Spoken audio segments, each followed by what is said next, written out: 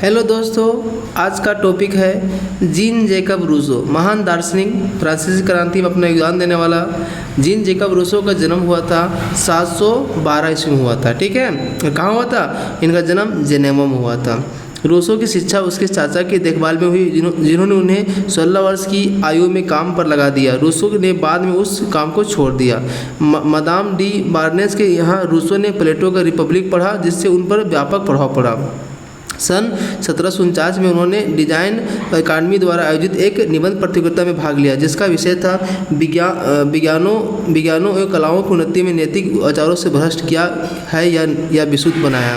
Rousseau ने इस निबंध प्रतियोगिता में सफलता पाई। उन्होंने अपने निबंध में तर्क प्रस्तुत किया कि कलाओं और विज्ञानों के विकास से मनुष्यों के नैतिक आचार का पतन हुआ है, क्योंकि वे मनुष्यों की अच्छाइयों की प्राकृतिक अवस्था को दूर ले गए हैं। याद रखिएगा, रूसो का कथन है कि मानव स्वतंत्र जन्म लेता है, पर वह सर्वत्र जंजीरों से जकड़ा जाता है। आगे देखिए, इधर आ गया। रूसो का कथन है, विवेकी मनुष्य एक पतित पशु के समान है।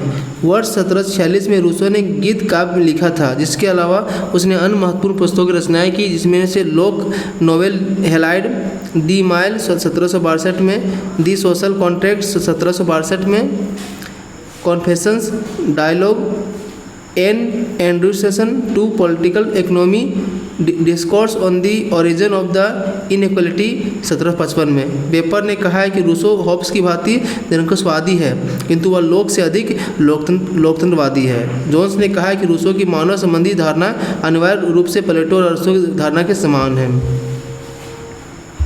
रूसो का कहना है, सामाजिक व्यवस्था एक पवित्र व्यवस्था है जो अन्य समस्त अधिकारों का आदर है। रूसो के शब्दों में, यदि तुम इस बात को भुला देते हो कि फलों पर भी सभी अधिकार है, तो भूमि पर किसी का नहीं हो, तुम कहीं के नहीं रहोगे। रूसो के शब्दों में, वह व्यक्ति जिसने भूमि के टुकड़े के चतुर्दिक बाड़ा बनाया है, बनाया और वह कहा कि मेरी भूमि है, और जिसका अन्य व्यक्तियों के विश्वास कर लिया, समाज का यथार्थ संस्थापक है। रूसो के अनुसार अपना हित साधन करो, परंतु दूसरे को कम से कम हानि हो।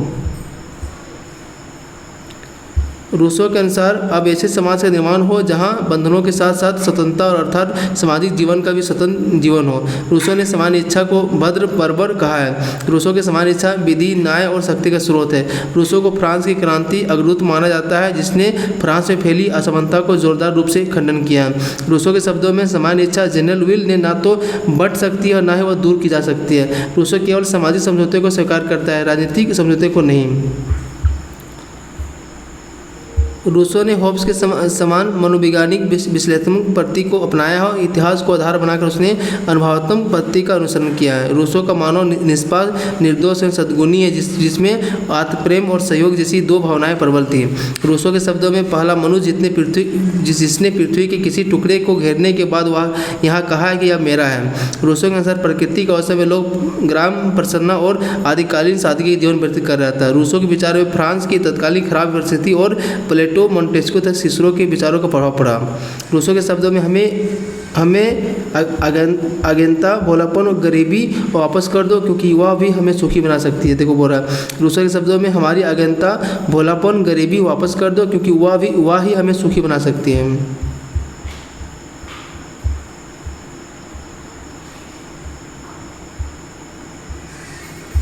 रूसो के अनुसार स्वभावतः मनुष्य बहुत कम सोचता है, और जो व्यक्ति बहुत अधिक सोचता है वह भ्रष्ट है। रूसो ने प्राकृतिक स्वतंत्रता को असीमित लेकिन नागरिक स्वतंत्रता को समान इच्छा द्वारा सीमित बताया है। रूसो का संप्रभु पूर्ण अविभाज्य है। रूसो ने संप्रभुता और सरकार में अंतर किया है, लोक की तरह। लोक के विपरीत रूसो का संप्रभु हमेशा गतिशील और जागरूक रहता है। रूसो ने बताया प्रकृति की दशा को नष्ट करने में दो तत्वों का योगदान है, जनसंख्या वृद्धि और तर्क का उदय। रूसो की संविदा नागरिकों के व्यक्तिगत स्वरूप और उसके सामूहिक स्वरूप में मद होती है। रूसो ने समान इच्छा को सदैव न्यायपूर्ण बताया। रूसो के अनुसार समान इच्छा राष्ट्रीय चरित्र में एकता उत्पन्न करती है और उसे स्थिर रखती है। रूसो के अनुसार समाज के ऊपर संप्रभु ऐसा कोई बंधन नहीं ला सकता जो समाज के लिए निरर्थक हो, और ना हो ऐसा करने की इच्छा ही कर सकता है। रूसो कहता है कि विधायिका को सामान्य बातों पर ही, कार्यपालिका को विशेष बातों पर ध्यान देना चाहिए। रूसो पूर्ण लोकतंत्र को पूर्ण स्वतंत्रता मानता है। रूसो के शब्दों में निजी संपत्ति विषमताओं को कारण ही मानव सभ्यता का विकास हुआ है और इन्हीं की रक्षा के लिए मनुष्य ने राज्य की स्थापना की है। थैंक यू दोस्तों, वीडियो अच्छा लगा तो लाइक कर दीजिए।